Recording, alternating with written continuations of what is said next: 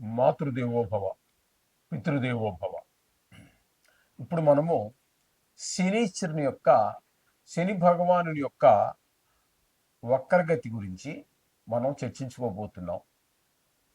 July నెల 13వ తారీఖు 2025 నుండి 28వ తారీఖు నవంబర్ నెల 2025 వరకు ఈ వక్ర మార్గంలో ఆయన ప్రయాణం సాగిస్తూ ఉన్నారు.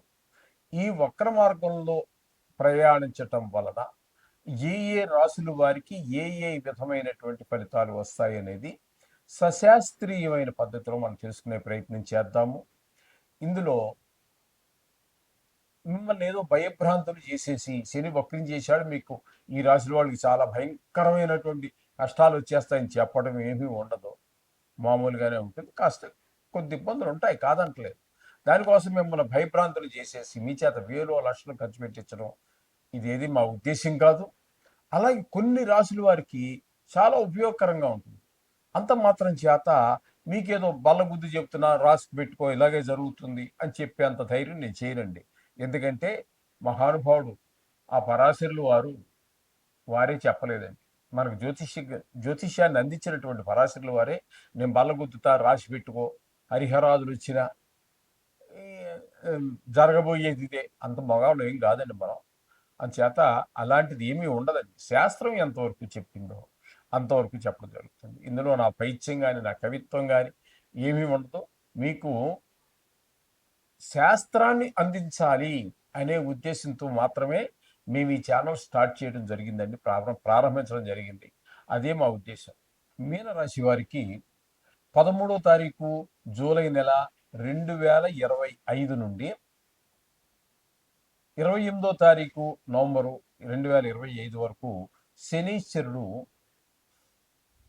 వక్రించిన కారణంగా కుంభరాశి ఫలితాన్ని ఇస్తూ ఉన్నారు. అక్కడ కుంభాన్నే ఇప్పుడు మనం జన్మరాశిగా తీసుకున్నాం కాబట్టి మీనరాశి 2వ స్థానంగా తీసుకోవలసి ఉంటుంది. 2వ స్థానంలో ఎప్పుడైతే ఉన్నారో ఇది కూడా ఏలినాటి శనే. ఇప్పుడు శని వక్రించిన మూలంగా ఇక్కడ మనకి అర్ధాష్టమ శని మళ్ళీ మారింది, అష్టమ శని మారింది, అలాగే ఏలినాటి శని కూడా మనకు మారింది.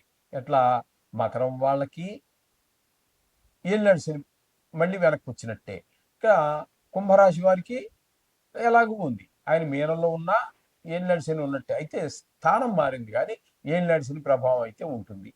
దాని ఫలితాలు వేరుగా ఉంటాయి అనుకోండి. ఇప్పుడు మీనం అనేటటువంటి దాన్ని 2వ స్థానంగా మనం స్వీకరించాలి. స్వీకరించినట్టయితే 2వ స్థానంలో ఆయన ఇచ్చే ఫలితాలు ఏముంటాయి, ఎలా ఉంటాయంటే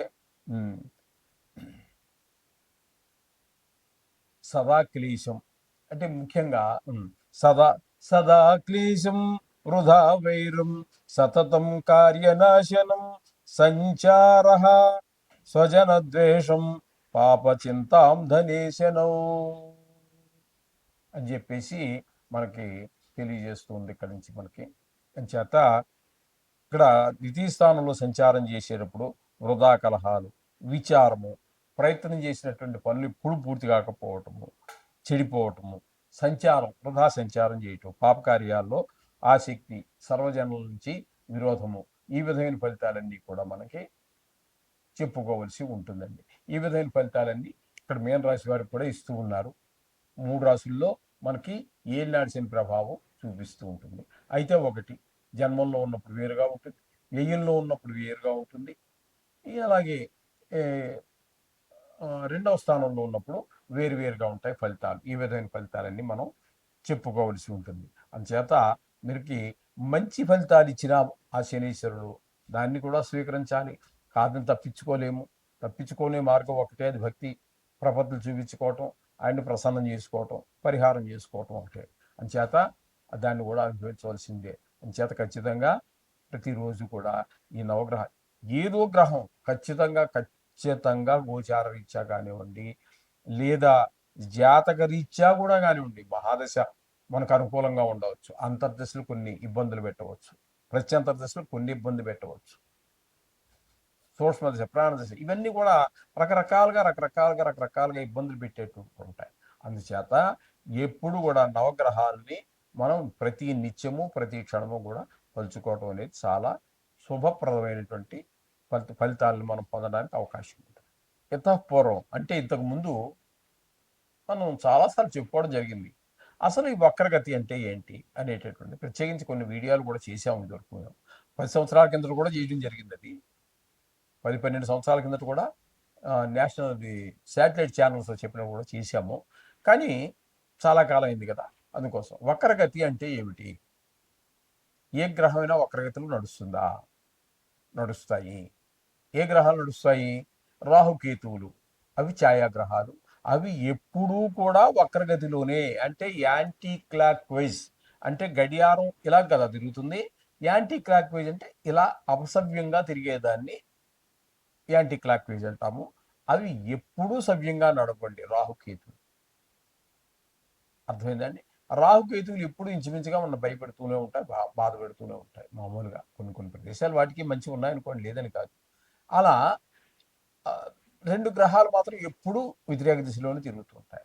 ఇకపోతే నవగ్రహాల్లో రాహు కేతువు తీసేస్తే ఇంకా ఉన్నవి 7 గ్రహాలు. ఈ 7 గ్రహాలలో సూర్యుడు చంద్రుడు ఎప్పుడూ కూడా వ్యతిరేక దిశలో ప్రయాణం చేయరు. ప్రపంచం తలకిందులైపోతుంది అలా నడిస్తే వాళ్ళిద్దరూ. అందుచేత సూర్యుడికి చంద్రుడికి రిట్రాగ్రేషన్ అంటే వ్యతిరేక దిశలో ప్రయాణం చేయడం అనేది లేదు.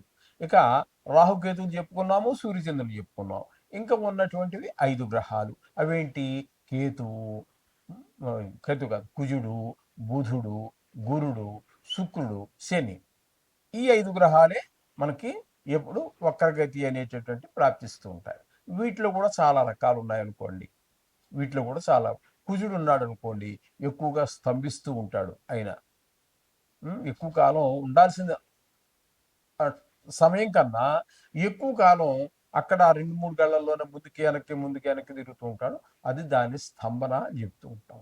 అలాగే గురువును మనం తీసుకున్నట్టయితే ఆయనకి కొన్నిసార్లు వక్రం ఉంటుంది, కొన్నిసార్లు అతిచారం ఉంటుంది.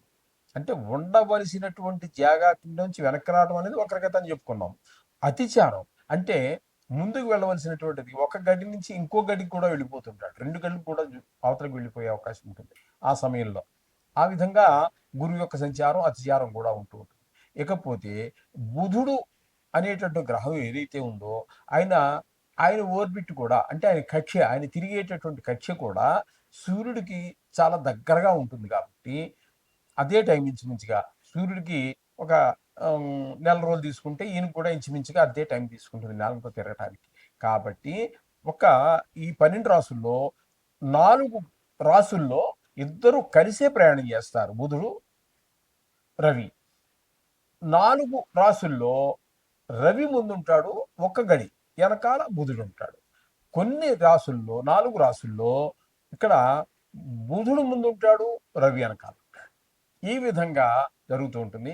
ఇక్కడ ఈ విధంగా జరగటం వల్ల ఎక్కువగా సంవత్సరంలో 4 సార్లు 5 సార్లు ఎక్కువగా వక్రించేటటువంటి ఏకైక గ్రహం బుధ గ్రహం.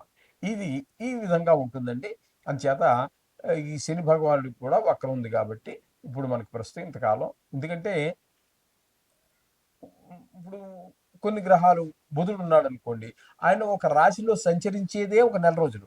ఆయన వక్రం ఎన్నాళ్ళు ఉంటుందండి? చాలా కొద్ది కాలం పాటే ఉంటుంది, నెల లోపే ఉంటుంది. ఇప్పుడు శని భగవాన్ ఉన్నాడు అనుకోండి, అన్నిటికంటే ఎక్కువ కాలం శనీశ్వరుడు మిల్లుగా నడిచేటటువంటి వాడు కాబట్టి 2.5 సంవత్సరాలు ఒకే రాశిలో సంచరిస్తాడు. కాబట్టి ఈయన వక్రం కూడా ఇక్కడ మనకి ఇప్పుడు ఈ పీరియడ్లో, ఈ సమయంలో ఈయనకి మనకి 138 రోజులు 137 రోజుల పాటు వక్రగతిలోనే సంచరించడం జరుగుతుంది. అంటే వారి మహాదశని బట్టి అక్కడ ఆ వక్రించి ఉండేటటువంటి సమయం కూడా నిర్ధారణ జరుగుతూ ఉంటుంది అనమాట.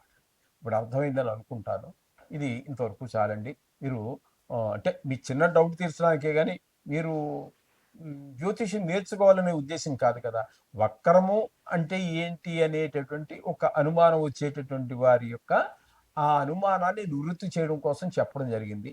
ఇప్పుడు అదే ఈ జ్యోతిష్యాన్ని నేర్చుకోవాలి అనుకున్నటువంటి వారికి చెప్పేది చాలా కాలం ఈ వక్రాన్ని గురించే 15 రోజులు 20 రోజులు 30 రోజులు చెప్పాల్సి వస్తుందండి. చెప్తే కానీ వాళ్ళకి ఎక్కదండి. మనం చెప్పుకుంటూ పోతాం, తెలిసిన వాడు చెప్పుకుంటూ పోతాడు. కానీ నేర్చుకోవాలనుకున్న వాడికి అక్కడ మెదడులో నాటుకుపోవాలి. కాబట్టి అక్కడ చాలా టైం తీసుకుంటాం.